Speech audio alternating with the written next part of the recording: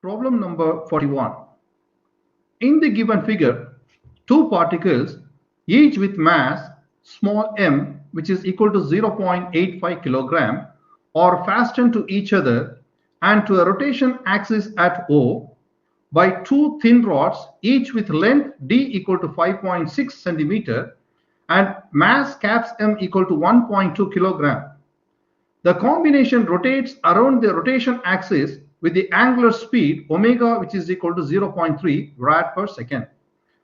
Measured about point O, what are the combinations, rotational inertia, and then what is its kinetic energy? So here, what is given in the question, you have to see the figure carefully. Here, we have a system, and this system has two different materials. The first one is two masses and then two thin rods. Clear? And the masses of the two spheres, which is small m, which is 0.85 kilogram, and then the mass of the thin rod, which is caps m, each takes the value of 1.2 kilogram. And also they mention the entire system is rotate about this axis of point at O, and its angular speed is given omega as 0.3 rad per second.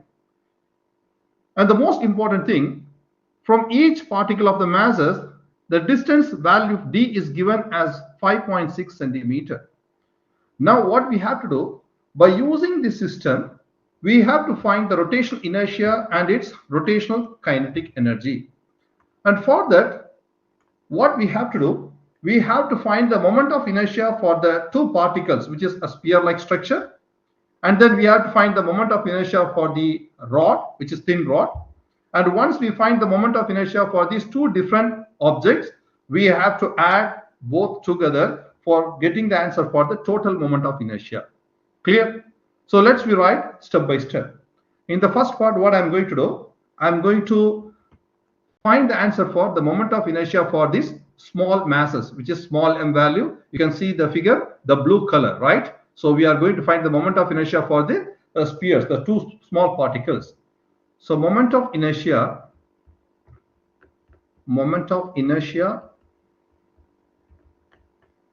of two particles,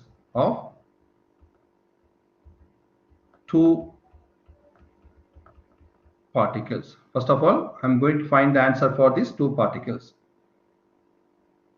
The most important thing, the moment of inertia for the particles based on the axis of rotation is mr square, right? That formula we studied in theory. So first, what I'm going to do, we are going to find the moment of inertia for the first particle. So I'm going to consider this is our first particle, this is our second particle. So first I'm going to find the answer for the moment of inertia for the first particle. For the first particle,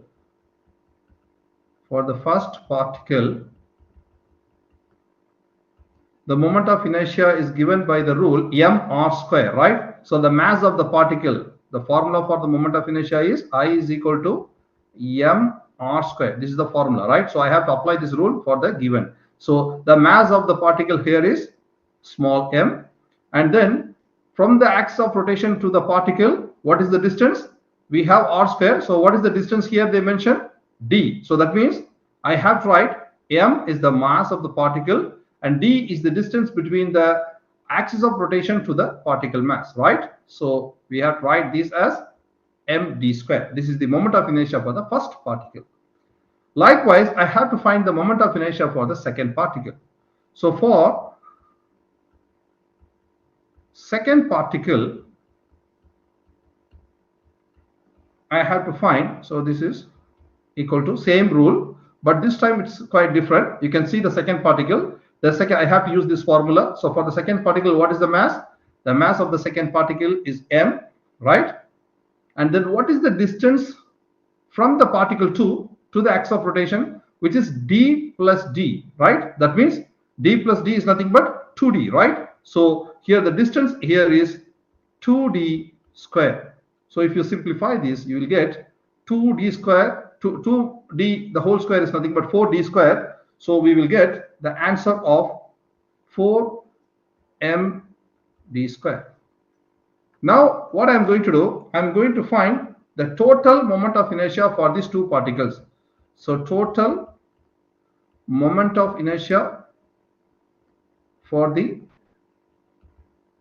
two particles, which is equal to, let's we take this is I1, this is I2, so we can add I1 plus I2. So here I1 value is md square and I2 value is 4 md square. So what's the total? Md square means 1 md square. Indirectly it says 1, right? So md square plus 4 md square, which is equal to 5 md square. This is the moment of inertia for the particle itself. Clear? So let's we consider this our moment of inertia for the particles only. Now likewise, I have to find the moment of inertia for the thin rod. So how many rods we have here? Rod 1, which takes the mass of caps m, and then rod 2 have the same mass m, and also we have to consider the axis of rotation is here, and the distance between the first rod and the second rod, everything is given in the picture clearly, but we have to use the formula for the moment of inertia for the thin rod. Why? Because here they mention two thin rods and the axis of rotation is exactly at the edge of the rod. So for that, in the theory, we studied many formulas for the moment of inertia for different shaped particles. So we can see this information.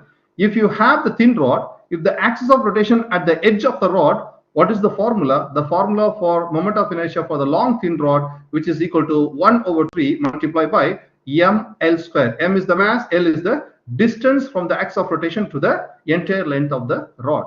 So we have to use this formula for finding the answer for the moment of inertia for the rod system. So I have to use this formula for this case.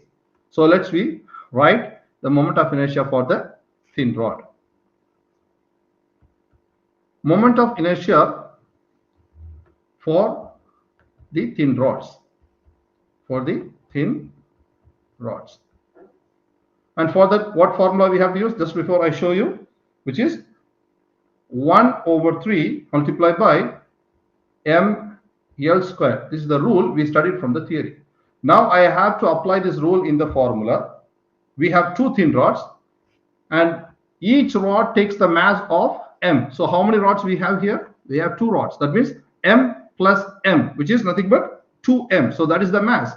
So if you apply this mass here, we will get the answer as 2m multiplied by, what is the distance of these two rods?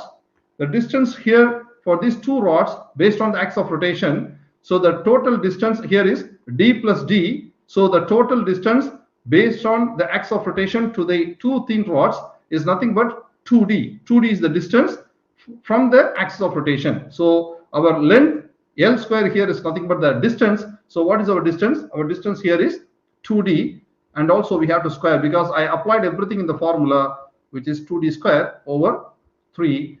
So we will get 2m multiplied by 4d square. So 4 multiplied by 2 is 8. So 8 caps m multiplied by d square divided by 3. This is the moment of inertia for the thin rod.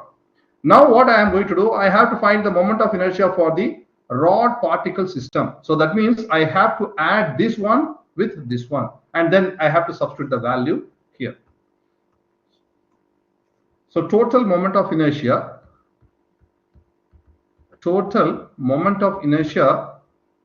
for the entire system. What is the entire system? Entire system here refers to the particles plus thin rods. Okay, I have to add both. So I have to use the final answer for the particles. What is the particles final answer? Which is 5 md square. 5 md square plus, what is the thin rod moment of inertia? Which is 8 caps m d square over 3. Right? Now we have to substitute the value. Let's we go back to the question. We can see the given first. All the values are given clearly. The small m takes the value of 0.85 and the caps m takes the value of 1.2, and the distance is 5.6 centimeters. So we have to convert this to meter, and then omega value is given. So all these values we have in our hand. Now we have to substitute the values in this formula to get the answer for the total moment of inertia. So let's we substitute the value. 5 multiply small mass is 0.85 0.85 multiply 5.6 centimeter we have, so we have to convert it to centimeter. So 0.056 the whole square plus 8 multiplied by the caps m value is 1.2 multiplied by t d again 0.056 0.056 square, and then it's divided by 3. When I just simplify all these, I got the answer for the total moment of inertia as 0.013 for this part, plus here I got 0.01. So the total moment of inertia, when I just add these both, I got the answer here as 0.023, and the unit for moment of inertia is kilogram meter square. Clear? So this is the answer for the first part. Clear? So you can see, for getting the answer for the first part, how many calculations we have to do? We have to find the moment of inertia for the small particles, and then we have to find the moment of inertia for the thin rods. Then we have to add both for getting the answer for the first part. So all these are the answer for the first part. Now we have to come for the second part. What is in the second part? We have to find the rotational kinetic energy. What is the rule for the rotational kinetic energy? The rotational kinetic energy,